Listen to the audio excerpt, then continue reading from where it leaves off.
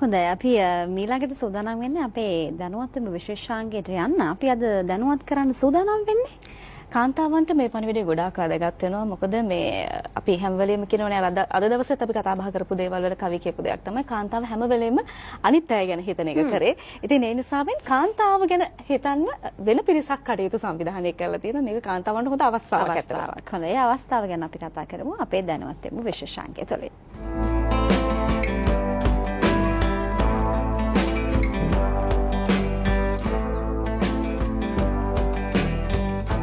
ලක්වනිතා අභිමානී සම්මානවල 2026 එළඹෙන මාර්තු 8 වෙනිදා BMICH පරිශ්‍රයේදී පවත්වන සියලු කටයුතු සූදානම්.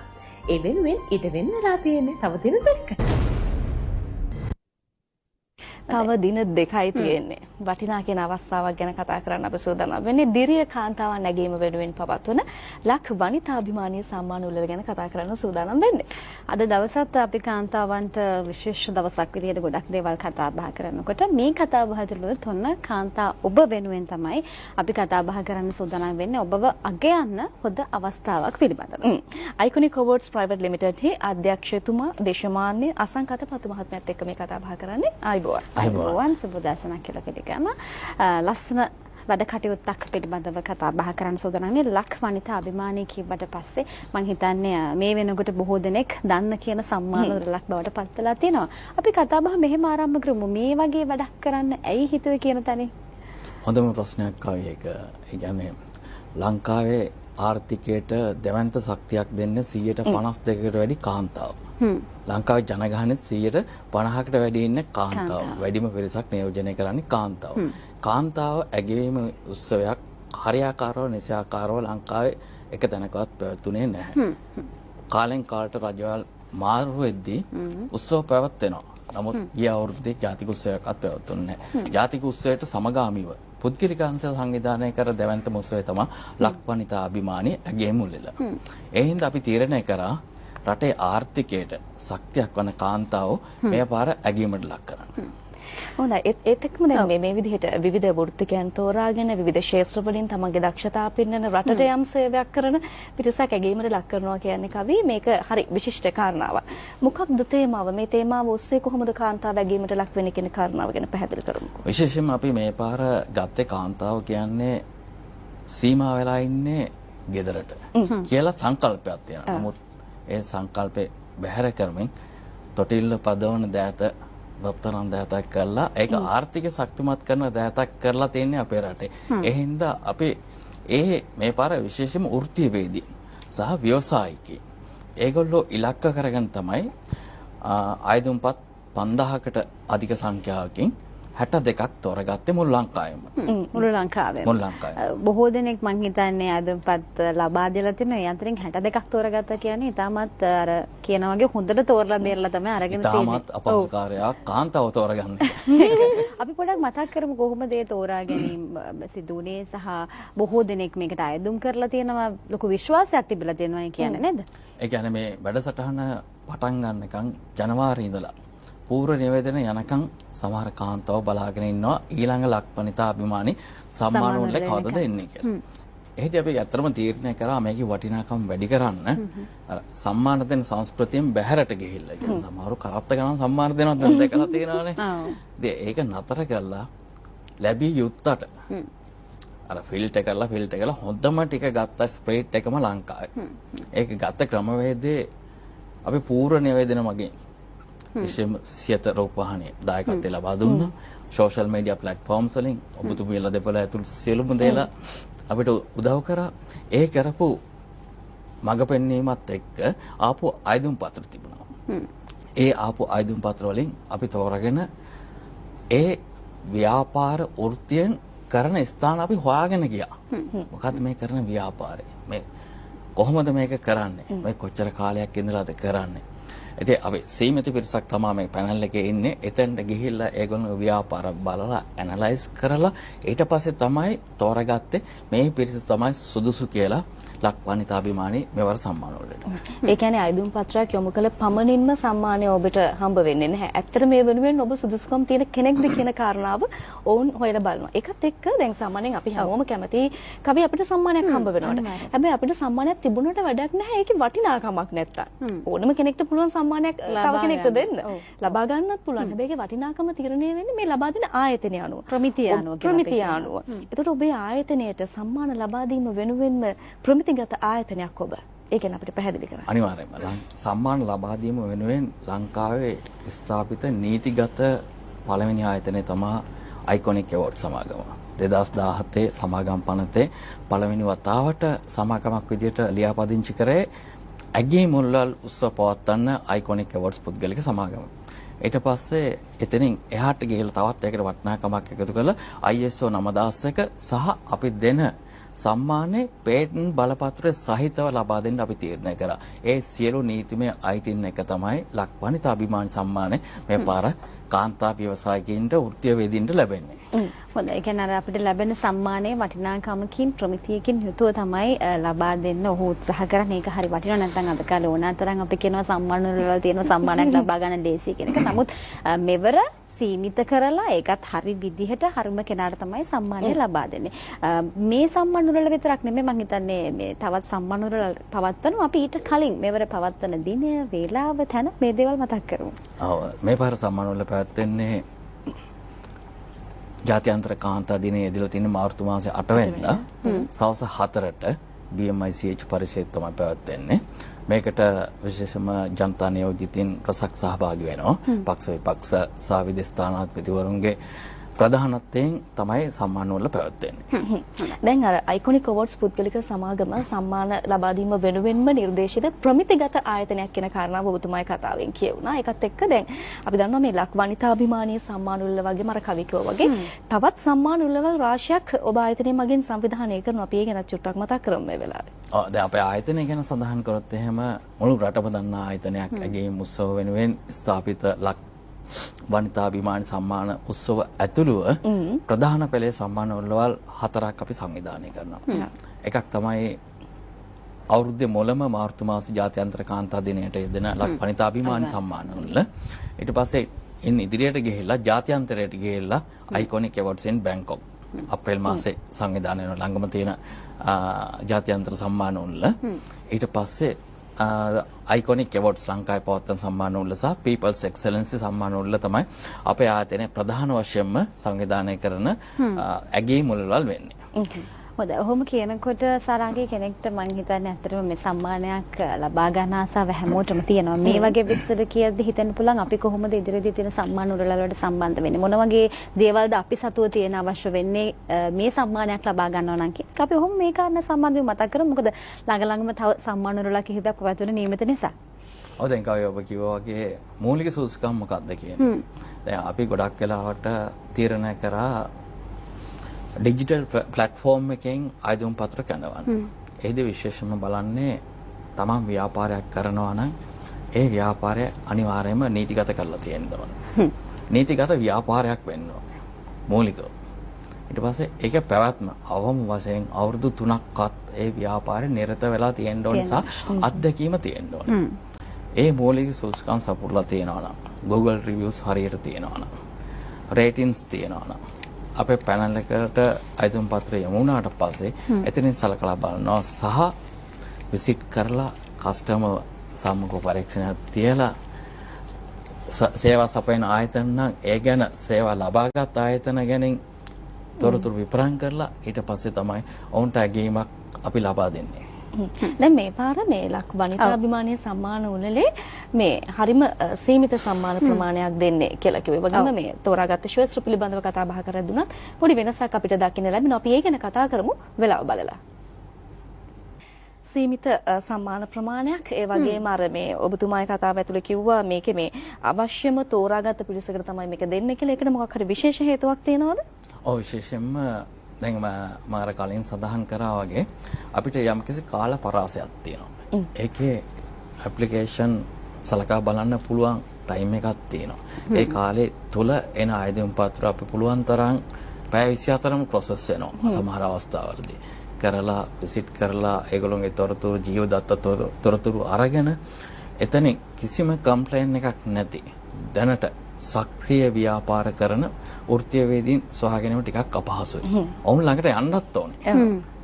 දැන් සාමාන්‍යයෙන් දැන් 62ක් තෝරගන්නවා කියන්නේ දවසකට දෙන්නෙක් තුන් දෙනෙක් ගාවට යන ඔක්කොම කොළඹ නෙවෙයි ඉන්නේ. කොළඹ බැහැර ප්‍රදේශ කුරුණෑගල බදුල්ල අනුරාධපුරේ ඒ වගේ ප්‍රදේශ වලට ලංකාවේ නොයෙකුත් ප්‍රදේශ වලට ඕන් හමු වෙලා ඔවුන්ගේ ව්‍යාපාර ගැන අධ්‍යයනය කරලා ඒ ආකාරයෙන් තමයි හොඳම කොට්ටාසේ මේ පාර තෝරගෙන තියෙන. ඒ කියන්නේ බොහෝ දෙනෙක් ආයුධම් පත්‍ර ඉවරත් තිබුණාට අර විදිහට නිරීක්ෂණය කරලා පරීක්ෂණය කරලා මේ හැම දෙයක්ම තොරතුරු හොයාගෙන හරිම කෙනාට තමයි සම්මානය ලබා දෙන්න උත්සාහ කරමතන එක හරි වටිනවා. මොකද අර සුදුස්සාට සුදුසු තැන ලැබෙන එක මේ වගේ සම්මාන වල එක කෙනෙක්ට මම හිතන්නේ තවත් වටිනා කියන දෙයක් විදිහට අපිට කියන්න පුළුවන්. දැන් මෙවර ආයුධම්පත් ලබාගෙන අවසానයි. තව දවස් කිහිපයකින් සම්මාන වල පැවැත්වෙනවා. නමුත් ඊළඟ අවුරුද්දේ මම හිතන්නේ කෙනෙක්ට අවස්ථාව තියෙනවා. දැන් මේ සඳහා ඉඩකඩ විවෘත වෙනවද? කොයි කාලේ වගේද නැවත මේ දේවල් පිළිබඳ දැනුවත් කරන්නේ? කොහොමද මේ දේවල් වෙන්නේ? ඔකයි මම පටන් ගන්නකොට කිව්වේ 5000කට වැඩි ආයුධම්පත් සංඛ්‍යාවක් ඇවිල්ලා තියෙනවා කියලා. දැනටමත්. ඒකෙන් 62යි අපි දැනට තෝරගෙන තියෙන්නේ. එතකොට අනිත් අයට ඇත්තටම අවස්ථාවක් තියෙනවා. ඒ යොමු කරපු ආයුධම්පත් ප්‍රොසෙස් වෙච්ච නැතේවා අපිට නැවත සලකා බලන්න පුළුවන් ලබන අවුරුද්දට. ඒ කියන්නේ 2027ට සාමාන්‍ය අවුරුද්දක කාලයක් ඉතින් බලාගෙන ඉන්න වෙනවා ලක්වනිතා අභිමානී සම්මාන හිමි කරගන්න. මේ සැරේ බලාපොරොත්තු කෙනෙක්ට අහිමි වුණා නම් ලබන අවුරුද්ද සමහර විට අවස්ථාවක් වෙන්න පුළුවන්. උත්සාහ කරන්න පුළුවන්. හොඳයි. අපි දැන් දකින දෙයක් තමයි මේ අයිකොනික් අවෝඩ්ස් පුද්ගලික සමාගමේ මේ තියෙන සම්මාන උළෙලවල් සියල්ලෙදිම සම්මාන ලබා දීමේදී අර මේ අනිත් සම්මාන උළෙලවල් වලදී විශේෂ වෙන ක්ෂේත්‍ර කිහිපයක් තියෙනවානේ. මෙතන එහෙම වෙන්නේ නැහැ. දැන් ලක්වනිතා අභිමානී සම්මාන උළෙලෙදිත් ඒ වගේ ක්ෂේත්‍ර ගණනාවක් ආවරණය වෙනවාද කියන කාරණාව ගැන අපිට පැහැදිලි කරන්න. ඔව් දැන් ඔබ සඳහන් කරපු ආකාරයට ඇත්තටම දැන් අපි තමයි ලංකාවේ පළවෙනියටම කැටගරි කරලා සම්මාන දීම කලාව ලංකාව තුළ ආරම්භ කරේ. එතෙන්දී සාමාන්‍යයෙන් කැටගරි 21ක් යටතේ අපි ගත්තොත් export, import, media, real estate ඒ වගේ දැවැන්ත කැටගරි ගොඩක් තමයි සම්මාන ලබා දෙන්නේ. ලක්වනිතා අභිමානයකෙත් කාන්තාව ඇගීමට ලක් කරන්නේ ඒ කාණ්ඩය යටතේ. ඒක අපි හදපු බ්‍රෑන්ඩ් එකේ ඒක තමයි වෙනස. හොඳයි මේ වගේ වැඩ කටයුත්තක් කරනවා කියන එකත් මම හිතන්නේ ලේසි පහසු දෙයක් නෙමෙයි නේද? දැන් අපිත් එක්ක මේ විදිහට එකතු වෙලා ඉන්න අපි නිරන්තරයෙන් මේ සම්මාන වල මතක් කරනවා වගේ ඔබට උදව් කරන බොහෝ පිරිසක් ඇති මේ වැඩ කටයුත්ත කරගන්න. අපි ඒවත් මේ අවස්ථාවේ මතක් කරමු. විශේෂයෙන්ම මතක් කර යුතු පිරිසක් ඉන්නවා ලක්වනිතා අභිමාන සම්මාන උළෙලෙත් ප්‍රධාන විධායක නිලධාරී කාන්තාවක්. දෙව්මිනි අතපත්තු විශේෂයෙන්ම මතක් කරන්න ඕනේ. සන්නාම තානාධිපතිනේ විශේෂයෙන් මතක් කළ යුතුමයි ජයන විමල් සූරිය. ඇයගේ සහ කළමනාකාර අධ්‍යක්ෂකතුමියගේ මඟ පෙන්වීම මැදිහත් වීමවත් තමයි මේ සම්මාන වල ඉතාමත් සාර්ථකව පවත්වා ගන්න අපිට හැකියාව ලැබෙන්නේ. සියත අපේ මාධ්‍ය අනුග්‍රහය යටතේ මේ සම්මාන වල අති උත්කර්ෂවත් අන්දමින් BMI සේජ් පරිශ්‍රයේදී 8 වෙනිදා පැවැත්වුණා. දැන් මේ වෙද්දී සියලු කටයුතු එවෙනුවෙන් සූදානම් කරලා තියෙන්නේ. ඒකත් එක්ක මේ කාන්තාවන් නැගීමට ලක් කිරීම. දැන් විශේෂයෙන්ම ඔබත් කිව්වා මේ දැන් මේ වැඩ කටයුතු කරද්දිත් ප්‍රධාන භූමිකා රසක් ඔබේ ආයතනෙත් කාන්තාවන් පිරිසක් තමයි කරන්නේ කියලා. එතකොට කාන්තාවන් නැගීමට ලක් කිරීම කොච්චර වටිනවද? කාන්තාවන් නැගීමක් දෙන එක කොච්චර වටිනවද? උත්තරයක් දෙන්න. ඒ ඇගීම තමයි ඇත්තටම මේ ලබා දෙන්නේ. හේතුව තමයි ඕනෙම තැනක අම්මා වෙන්න පුළුවන්, දුවෙක් වෙන්න පුළුවන්, බිරිඳ වෙන්න පුළුවන්, යාළුවෙක් වෙන්න පුළුවන්. කාන්තාවක් ඉන්නවා නම් ඒ මඟ පෙන්වීම නිවැරදි. ඒකේ දායකත්වය අපිට වචන වලින් නිම කරන්න බෑ. නිවැරදි මඟ පෙන්වීමක් දායකත්වය ගෑනුන්ගේ තියෙනවානේ අමුතුම මොලයක් ඉස්සර පේනවනේ ගොඩක්. ඉතින් ඒ නිසා අන්ත එකපාර වැඩ ගොඩක් කරන්නත් පුළුවන් නේ. ඔව් ඉතින් දෙපැත්ත හැරෙන්නට වැඩ දෙකක් කරලා ඉවරයි. ඉතින් ඒ වගේ දක්ෂතාව තියෙන කාන්තාව ගොඩක් ඉන්නවා. ඉතින් ඒගොල්ලෝ ඇගීම තමයි මූලිකම අරමුණ උනේ. ඇත්තම මේ කාන්තාව ඇගීම ලංකාවේ ඇත්තම සිදු වෙලා නැහැ නිසියාකාරව. ඒ කියන්නේ පුද්ගලික අංශයෙන් කවදාවත් ඒක වෙලා නැහැ. ප්‍රාදේශීය මට්ටමින් ඔය ප්‍රාදේශීය ලේකම් කාර්යාල මට්ටමින් සුළු වශයෙන් වෙලා තියෙනවා. දැන් අවුරුදු කීපයක් ඉඳලා අපි මැදිහත් වීම තුලින් මේක ඊටාම සාර්ථක කරගන්න අපිට හැකියාවක් ලැබුණා. ඉතින් අපිට තේරුම් ගන්න පුළුවන් වුණා හරියටම අගය කළ යුතු කාන්තාව කොහොමද අගයන්නේ කියන එක. දැන් ඒකට උත්තරයක් දෙන්න හරිය අපහසු කොහොමද? කවි වගේන විදියට නෙමෙයි සාරංගි වගයන්නේ වෙලාදී තවත් එක්කනේ. ඒ තමන්ගේ තියෙන හැකියාව, දක්ෂතාවය, නිපුණතාවය ඒ සියල්ලම සැලකිල්ලට අරගෙන තමයි ඒ කටයුතු සිදු වෙන්නේ. සිදු කරන්නේ. නමුත් ලක්වනිත අභිමානී ඔස්සේ සියල්ලම එක වේදිකාවක් ඔස්සේ එක විදිහට අගයන්න එතුමාට හැකියාව ලැබිලා තියෙනවා. අර කිව්වත් වගේ ලක්වනිත අභිමානී හැදලා තියෙනම කාන්තාවන්ගේ එකතුවෙන් කියලා කියන්න මේ වැඩ තවත් විශේෂයි නිසා නේද? ඔබත් එක වැඩ කරන පිරිස ගත්තොත් මේ සියල්ල කළමනාකරණය ගැන ගත්තොත් එහෙම කාන්තාවන් විසින් තමයි මේ සම්මාන වල මෙහෙවන්නේ. අනිවාර්යෙන් මම පරිපාලන ශාස්ත්‍රයේ හිටියට අනිත් ලේයර්ස් වල ඔක්කොම මේ කාන්තාව විසින් තමයි මම අර කලින් සඳහන් කරපු ආකාරයට ඇයගේ වමනාවන් මත ඇයව තෝරා ගැනීම සිදු වෙන්නේ. හොඳයි. එහෙම දැන් කතා බහ කරද්දී කවි ඇත්තටම මේකට අයදුම් පත්‍ර යොමු කරලා තියෙන පිරිස ඒ වගේම සම්මාන ලබන පිරිස පෙරබසරවල් වල පැවති සම්මාන උළෙලවල් මේ ඔක්කොම බලද්දී ඇත්තටම දැනෙන දේ තමයි කාන්තාව හරි කැමති ඇගීමක් ලබන්නේ. එක වචනකින් වෙන්න පුළුවන් සම්මානයකින් වෙන්න පුළුවන්. ඒ ඇගීම ලබන්න කැමැත්තෙන් ඉන්න කාන්තාවට ලැබෙන ඉතාම වටිනා කියන හරි දුර්ලභ අවස්ථාවක් මේක. මොකද බොහොම තරඟකාරී අවස්ථාවක්. ඒ තරඟකාරී අවස්ථාවේ Tamanට ඉඩක් ලැබෙනවා කියන්නේ Taman වෙනුවෙන් සම්මානයක් හිමි වෙනවා කියලා කියන්නේ කොච්චර වටිනවද කියලා හිතන්න. අනිවාර්යෙන් මෙවර තවත් ඒ වටිනාකම වැඩි වෙනවා. අර කිව්වත් වගේ අයදුම් පත්‍ර විශාල සංඛ්‍යාවකින් ඉතාමත් සීමිත ප්‍රමාණයකට සංඛ්‍යාවකට තමයි සම්මාන ලබා දෙන තීරණය කරලා තියෙන්නේ. ඒ නිසා මෙවර ලක්වනිත අභිමානී සම්මාන වල තවත් විශේෂ වෙයි කියලා අපිට හිතන්න පුළුවන්. සම්මානයක් ලැබෙනවා කියලා වෙනදට වඩා ආඩම්බරෙන් කියන්න පුළුවන්. හරිද? මේ පෙරවසරවල පැවති සම්මාන උළෙලවල් වලදී කොහොමද ලැබුණ ප්‍රතිචාර සම්මානලාභීන්ගෙන්? සම්මානලාභීන් කියන්නේ දැන් අයිකොනික් ඇවෝඩ්ස් කිව්වම ලංකාවේ බ්‍රෑන්ඩ් එකක් වෙලා ඉවරයි. අයිකොනික් වලින් සම්මානයක් ගන්න වේටින් ලිස්ට් එකේ ඉන්නවා. කියන්නේ දැන් අපේ ඊළඟ සම්මාන වල දැන් ළඟදින්ම තිබ්බ එක තමයි දෙසැම්බර් මාසේ People's Excellence එක. මේ අවුරුද්දේ දෙසැම්බර් වෙනකොට අපි හිතමු කොටස් වෙළඳ පොලේ නීතිගත සමාගම් දැනට ඇප්ලයි කරලා ඉවරයි. උදාහරණයක් විදිහට කිව්වේ රාජ්‍යාංශයේ ප්‍රධාන බැංකු අනුග්‍රහය දක්වලා ඉවරයි. දැන් අපිට ඒ ඇගීමට වටිනාකමක් එකතු කරලා ඉවරයි මාධ්‍ය ආයතන. දැන් සියත ගත්තත් අපිත් එක්ක එකතු වුණේ අපි ඒ වටිනාකම එකතු කරලා තියෙන හින්දා. සියලු දේ සියතට ගත්තට පිට එක්කත් එකතු වුණා. මේ වැඩසටහන තවත් ලස්සන කරන්න. ඒක තමයි ජනතාවගෙන් ලැබුණු ඇගීම. මේ විදිහට ජනතාවගෙන් ලැබෙන ප්‍රසාද සම්මානලාභීන්ගෙන් ලැබෙන ප්‍රසාද පැසසුම් මේ හැමදේම එක තමයි මේ සියලු සම්මාන උළෙලවල් සංවිධානය වෙන්නේ. දැන් මේ කෙනෙක්ට සම්මානයක් ලැබුණාම අපි කියනවානේ අර පොඩි බරක් තව බරක් වාගේ ජීවිතයට ලැබෙනවා. ඒ කියන්නේ වගේ වටිනාකම් වැඩි වෙනවා එක්කම වගකීම් කියන එකත් වැඩි වෙනවා කියලා.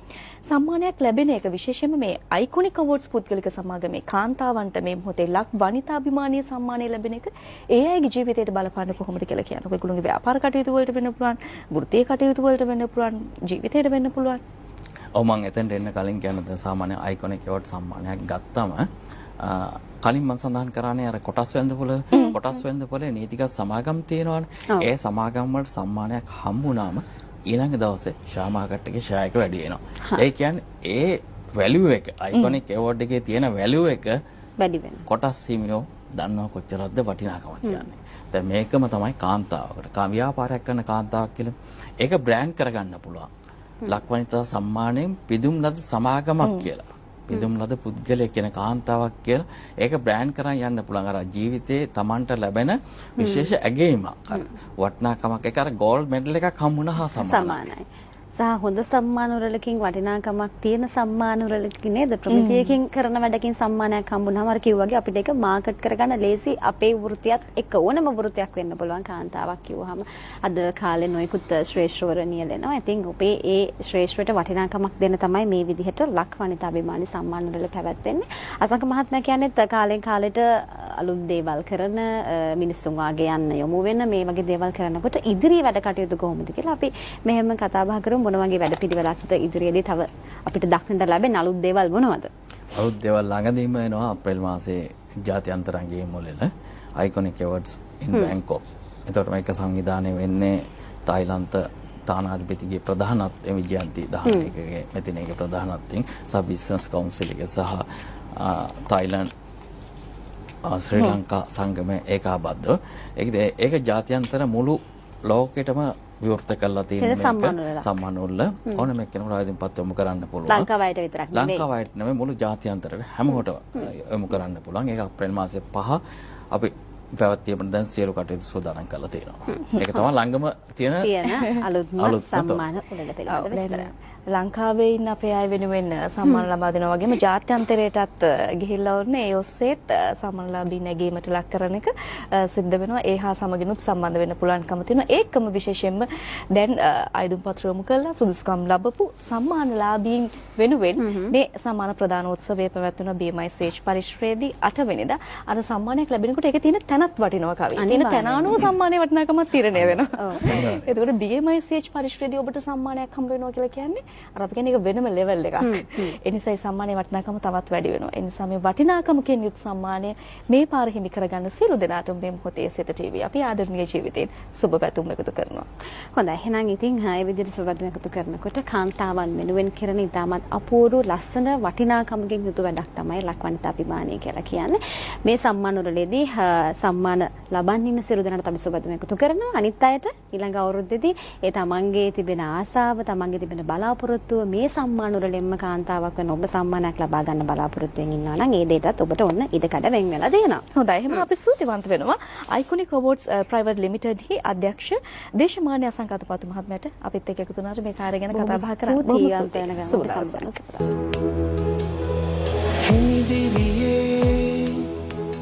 හිරු කිරණ අතරින් පිනිදිලිසේ මද පවනේ ඒ සිසිලේ සිත සැනසිල්ලේ සිතුවිලි නිදැල්ලේ ජීවිතයේ ආදරයමෝලියවේ ආදරණීය ජීවිතය දිනපතා අලුත් වීඩියෝ සහ ප්‍රවෘත්ති නැරඹීමට ඉහත බටන් එක ක්ලික් කර සියත TV සබ්ස්ක්‍රයිබ් කරන්න.